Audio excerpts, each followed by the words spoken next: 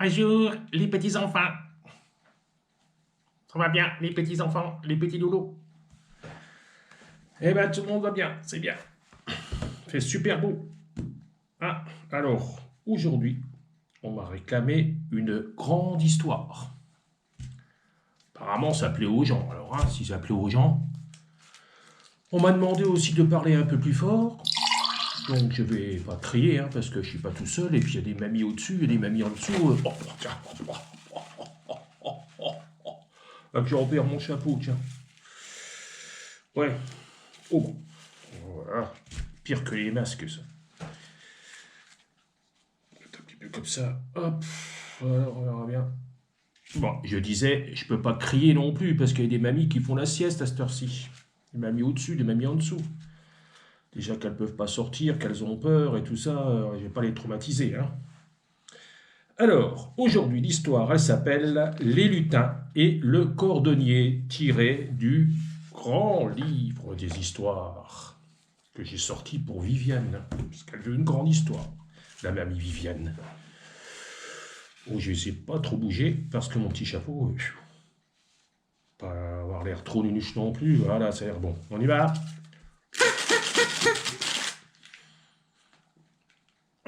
Oh bah dis donc, aujourd'hui, avec la moustache à chambre ici. Oh, ça va pas, Faut que je revoie mes accessoires et puis tout ça. Oh, alors, il était une fois un cordonnier qui travaillait beaucoup. Mais les temps étaient difficiles, et le jour vint où il ne resta au cordonnier qu'un seul petit morceau de cuir. Juste assez pour faire une paire de chaussures. Il découpa le cuir en s'appliquant, car, bien sûr, il ne devait pas le gaspiller. Comme il se faisait tard, il alla se coucher en se disant qu'il finirait le lendemain. Bah oui, s'il reste qu'un petit morceau, il a le temps de le faire. Puis en ce moment, tout le monde a le temps de faire plein de choses, donc voilà. Et le lendemain, quand il entra dans son atelier, une surprise l'attendait. Il appela sa femme. Viens vite, c'est incroyable.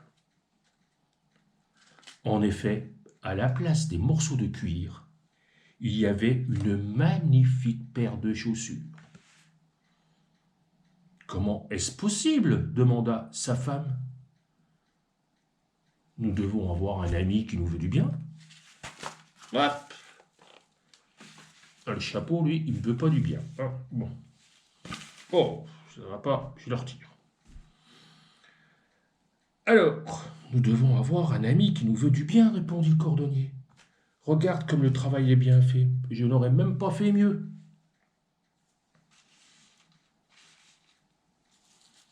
Hop, je vais mettre l'élastique derrière les oreilles. On va voir si ça va aller bien. Voilà. Allez hop, on reprend. Le cordonnier vendit les chaussures beaucoup plus chères que d'habitude. Avec l'argent, il acheta de la nourriture et assez de cuir pour faire 2 paires de chaussures. Il découpa le cuir et alla se coucher. Le lendemain, il découvrit 2 paires de chaussures de son établi. Et cela continua ainsi tous les jours. Chaque jour, le cordonnier achetait 2 fois plus de cuir.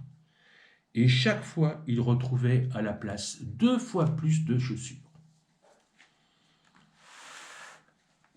À ce train-là, il ne tarda pas à être riche. Ah oui, chaque fois, un petit morceau de cuir, 2 paires de chaussures, tous les jours. Et en plus, les chaussures étaient si belles que tout le monde en voulait. Peu avant Noël, la femme du cordonnier lui dit « Je voudrais quand même bien savoir qui nous devons remercier pour tout ça. » Le cordonnier aussi avait bien envie de savoir. Ce soir-là, tous deux restèrent cachés dans l'atelier, au lieu d'aller se coucher. À minuit, la porte s'ouvrit et 2 lutins entrèrent. Petits lutins, tout petits lutins. Ils grimpèrent sur l'établi,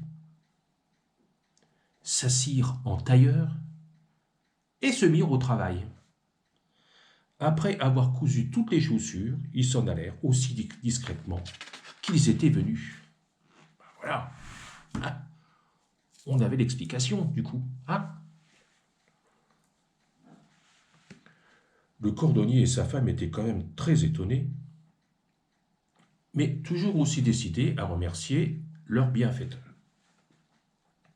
« Tu as vu comme leurs habits sont usés ? Je vais leur offrir des vêtements neufs, dit la femme du cordonnier. Et moi, je vais offrir à chacun une paire de chaussures, ajouta le cordonnier. J'ai remarqué qu'ils étaient pieds nus. Aussitôt dit, aussitôt fait. La veille de Noël, le cordonnier avait fabriqué 2 paires de minuscules petites chaussures.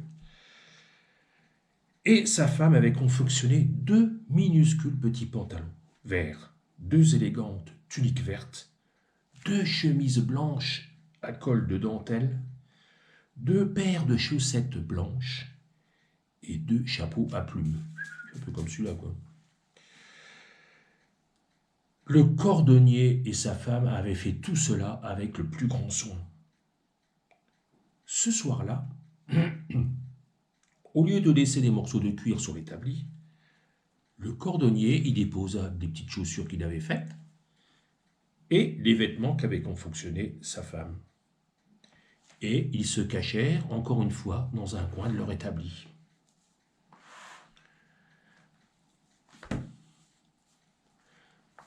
Sur le coup de minuit, les 2 lutins entrèrent. Ils bondirent de joie en voyant les habits et jetèrent leurs instruments de cordonnier. « Nous n'avons plus besoin de travailler, chantonnèrent les 2 lutins. Ils enfilèrent leurs nouveaux habits et s'en allèrent en dansant. Le cordonnier serra sa femme contre lui. « Tu as vu comme ils étaient contents, dit-il. Et comme ils étaient élégants, renchérit sa femme. Le cordonnier et sa femme ne devaient plus jamais revoir les 2 lutins. Mais à le présent, le cordonnier n'avait plus de soucis à se faire. Ses chaussures, elles se vendaient aussi bien que celles des lutins. Eh bien, c'était encore une belle histoire, hein, celle-là. Pas trop longue, c'est bien. Alors, tu vois, pourquoi les petits loulous, une petite morale encore à cette histoire, eh ben, les lutins ont fait du bien au cordonnier et à sa femme, et le cordonnier et sa femme les ont bien remerciés, et tout le monde est heureux. C'est comme ça qu'il faut faire dans la vie. Il faut aider les autres, et les autres nous aident en retour. Et tout le monde est heureux, tout le monde est content d'être ensemble. C'est comme ça la vie. Il ne faut pas que chacun reste dans son coin à penser qu'à lui, faire ses petits trucs pour lui, là, ben non, pas ça. Et ben voilà les petits loulous, hein. Encore une histoire de fête, c'est déjà la 8e, hein, quand même, hein. Bien, hein. Puis je regarde sur YouTube, là, sur Internet, les gens regardent, c'est bien. Bon alors, en attendant demain, on va un peu rappeler ce qu'il faut faire, hein. Donc, être toujours super gentil. Avec qui? Avec papy. Oh, papa et maman. Oh. Au niveau des petites tâches ménagères, bah, essayez de continuer à mettre la table à midi et puis un petit peu le soir. Ça va aider papa et maman à se reposer. La petite consigne d'hier, ranger les jouets et tout ce qui traîne avant chaque repas. Comme ça, c'est pas le bordel et au moins, on les retrouve ces jouets après le repas. Et puis toujours pareil, hein, bien se laver les mains. Rester assez éloigné de tout le monde. 1 mètre. 1 mètre, ça fait beaucoup, 1 mètre. Hein. Et puis voilà, je vous dis quoi? À demain. Et papy vous fait encore des gros. Bisous. Bye bye les titis.